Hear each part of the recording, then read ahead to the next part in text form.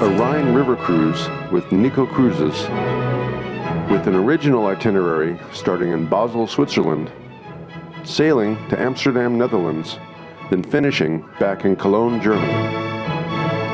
However, 3 days before we were due to depart, the itinerary was changed. The river level in the Upper Rhine, upriver from Mannheim, Germany, was too low for our boat to navigate. So our departure was changed to Frankfurt, Germany, and instead of departing from Basel, we took a 3-hour train north to Frankfurt. Low water levels were also causing problems for coal barges, disrupting shipments upriver to 2 key German power stations. From Frankfurt, we sailed downriver on the Main, which was wonderfully active, being used a lot for recreation.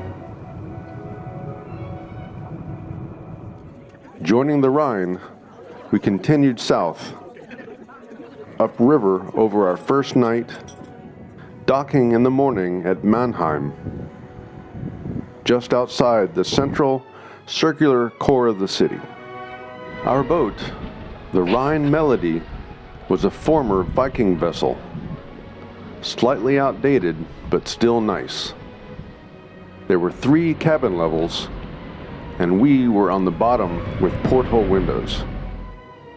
Our cabin was near the rear of the ship, and the windows weren't nearly as small as we'd feared, though they couldn't compare to the higher level cabin that we'd had on our 2019 Viking Danube cruise. The cabin and our twin beds were tiny, and we had to get creative storing our luggage. But at least one of the beds had space underneath for the smaller bags. The upper sun deck was nice, with uncovered and covered seating, which were perfect for watching the river go by or the sun set. Newer Viking vessels have a wonderful front seating area, a lot more glass, and nicer sun deck features, just for comparison.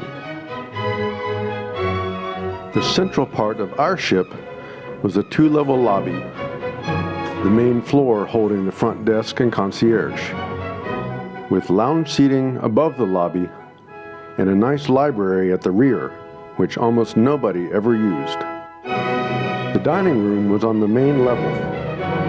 Breakfast every day was a buffet with decent variety of hot and cold options and drinks. Lunch and dinner were fantastic. Lunch was always 3 courses with 2 to 3 options, and dinner was always 4 courses with 2 to 3 options. And the food was delicious with wonderful presentations. The main cocktail lounge was immediately above the dining room, with a decent bar and adequate selection. But our Viking boat was again a much higher level here. Mannheim's central market square was an easy 20-minute walk from the boat. The 18th century Baroque palace is one of the largest in Europe. But our favorite spot in Mannheim was the beautifully flowered park beside the 19th century water tower that had ornate fountains where we could refill our water bottles. Strasbourg, France was originally the first stop on our cruise. We were offered a 2-hour bus ride from Mannheim, but we took the train ourselves. The Strasbourg train station is beautiful, and the city is great for walking. The capital of France's Alsace region, Strasbourg Alsatian Museum is worth a visit. But it's the Cathédrale Notre-Dame de Strasbourg that's the star of the city. Built over 400 years and completed in 1439, it was the world's tallest building for 227 years. Gorgeous inside and out, with its own astronomical clock, it's among the great cathedrals of Europe. Pushing off from Mannheim the next day after lunch, we headed north on the Rhine to our next port of call. The Rhine is full of landmarks, big and small, and our cruise director had a list of most. Like roadside markers, they were numbered by kilometer, with tenths also marked out. We arrived at Rudesheim just after dinner. The wine-making town has had vineyards since before the Romans arrived in the 1st century CE. Walking through the beautiful and popular Old Town, we found a spot within sight of the church to sample some local product. When you hear the Romantic Rhine, it usually refers to the narrowest stretch along the Rhine River Gorge from Rudesheim to Koblenz. Vineyard-covered terraces and dozens of castles look down on medieval towns. The morning of day 3 of our cruise was spent slowly winding downriver, moving from one breathtaking view to the next. As in Rudesheim, wine grapes have been grown on these steep terraces for over 2,000 years. The gorge is steeped in Germanic myth and legend. From castles that were owned by Charlemagne's half-legendary paladin holy knights, to the mythical setting for the climax of Wagner's epic Ring Cycle operas. Near the northern end of the gorge, 2 castles, one black and one white, sit on the same ridge, built by 2 feuding brothers who are the subject of many different legends.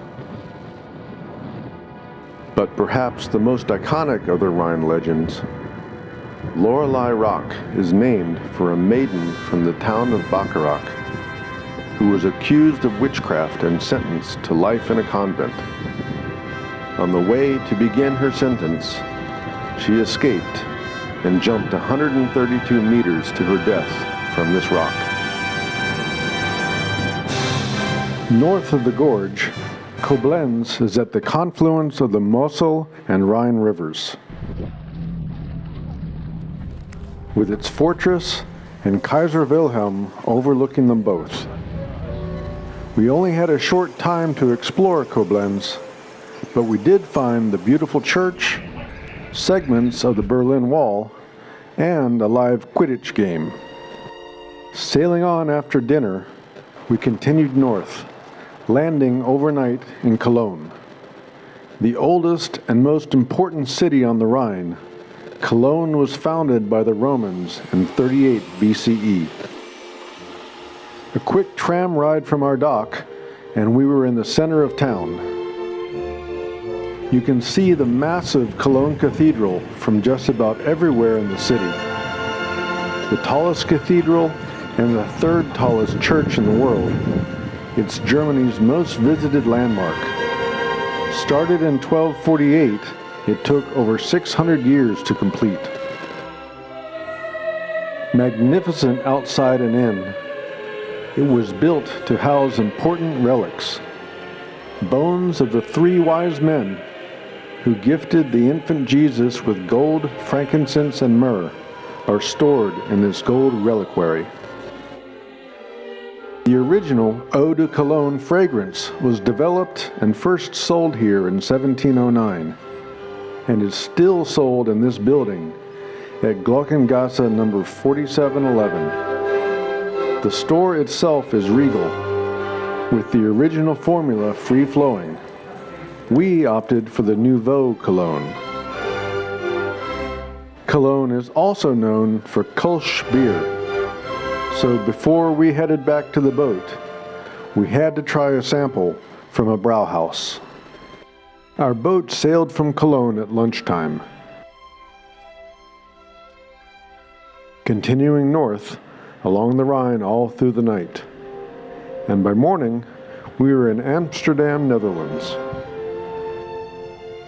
Amsterdam isn't on the Rhine, but on a 1952 canal that connects to the Rhine. When we think of Amsterdam, canals and bikes are usually what comes to mind. and legal cannabis, of course. But mostly canals and bikes. The Anne Frank House is a must-see, but tickets should be booked well in advance. It's an intense experience, so plan something uplifting afterwards, like visiting the tulip market, or, for art lovers, the Van Gogh Museum. We departed late from Amsterdam, sailing overnight to Nijmegen. The whole town was set up for a party, including the most amazing and innovative porta potties that we'd ever seen. We arrived in the middle of the 4-day Nijmegen marches, annual since 1909 and only interrupted by world wars and the COVID pandemic. There were over 38,000 primarily military participants this year from 74 countries, including the United States.